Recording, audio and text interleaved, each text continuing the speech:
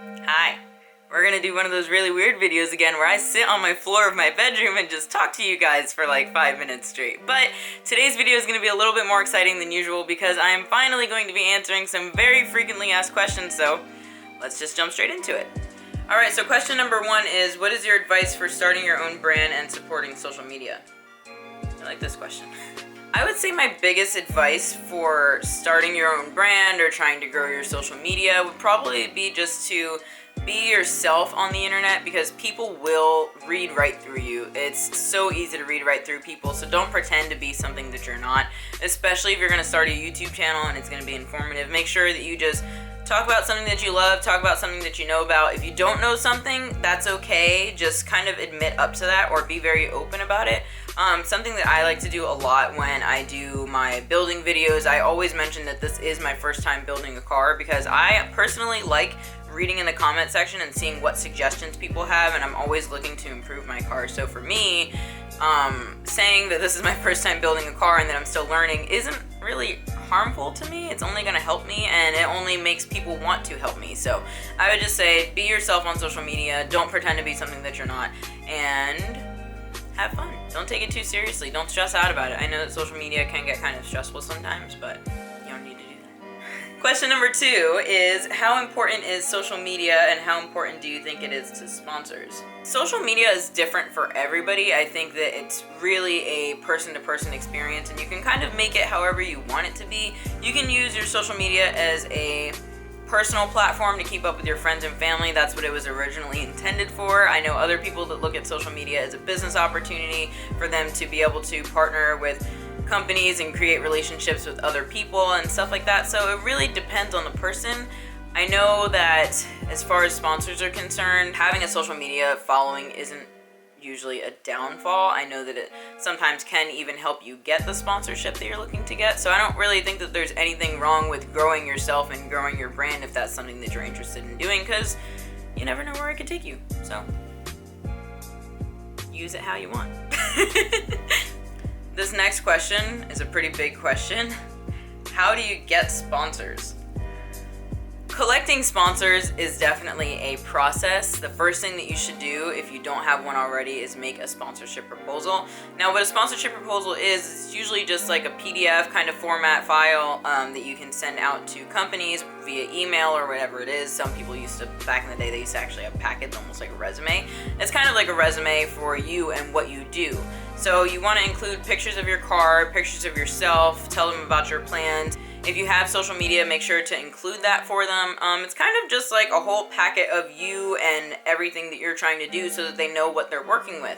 So make sure that you make yourself a good sponsorship proposal. Don't make it too long, but don't make it too short either. I would say after that, once your sponsorship proposal is created, I would kind of sift through some companies that you think that you want to work with, collect their emails, start sending your proposal to them. Write a very personable email when you send your proposal. You don't want to just like cold call, send them your proposal and hope that they respond. You know, you want to introduce yourself, have a conversation with them.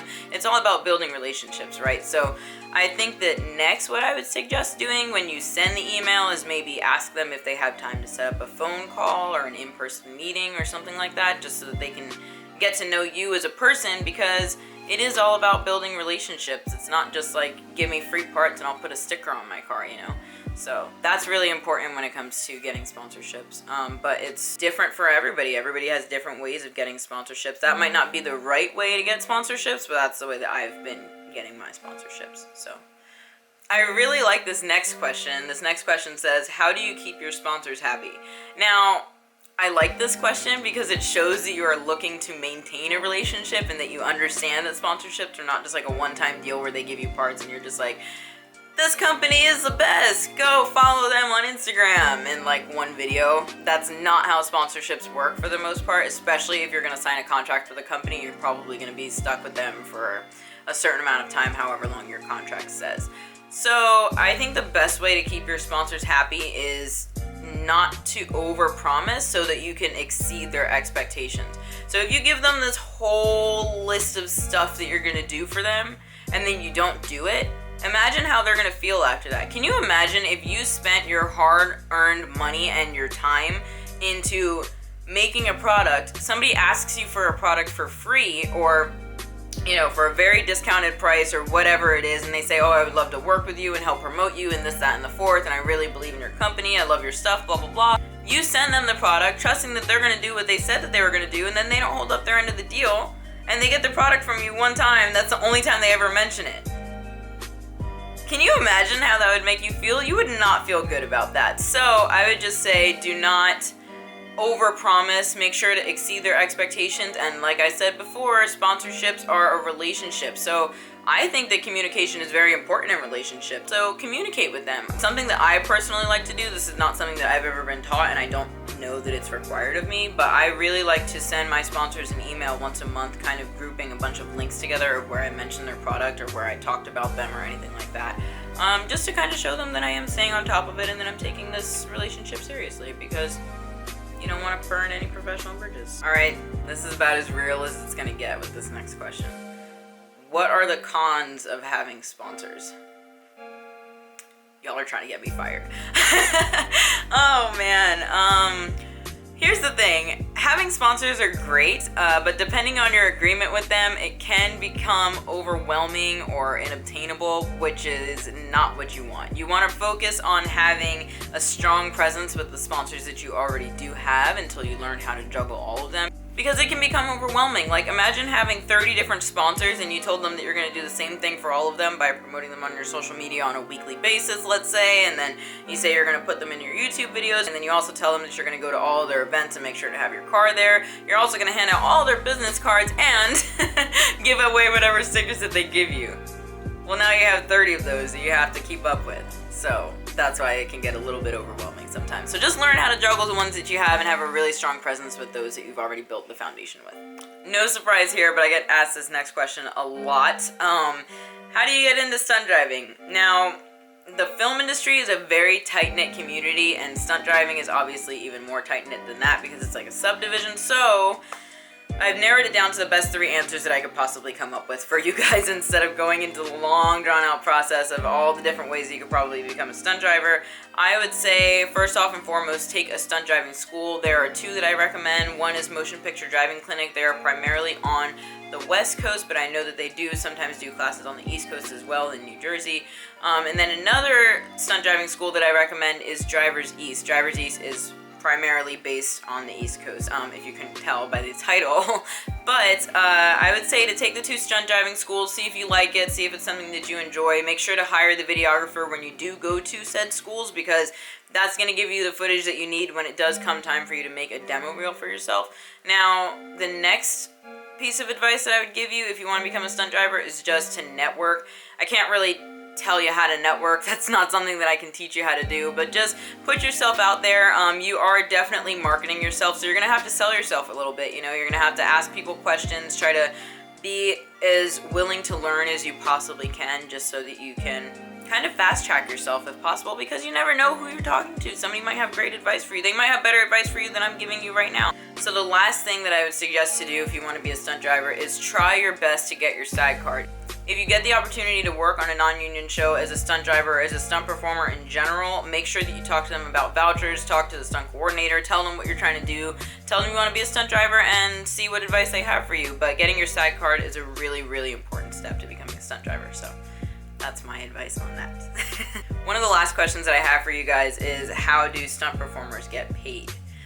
So we don't really get paid by the hour. We get different kinds of contracts. So there's a weekly contract, a daily contract, commercial contract. I believe there's one for TV, and there's also buyout contracts. So we get residuals. So if you work on a show, let's say it's like a TV show or a movie or something like that, or a commercial, you get residuals. So every time that episode plays, you do get a percentage of what you made already. I don't really understand residuals, so I don't know what percentage that is, but it's usually a pretty small amount. So every time that it plays, you get a check in the mail. Sometimes it's 12 cents, sometimes it's $100, you know, whatever. But for the most part, we work off of contracts. So there are several different type of union contracts. There's a weekly contract, which is when you work more than 3 consecutive days in a row on a show. It doesn't matter if you worked 3 days or if you worked 7 days, you get that flat rate that's on the weekly contract.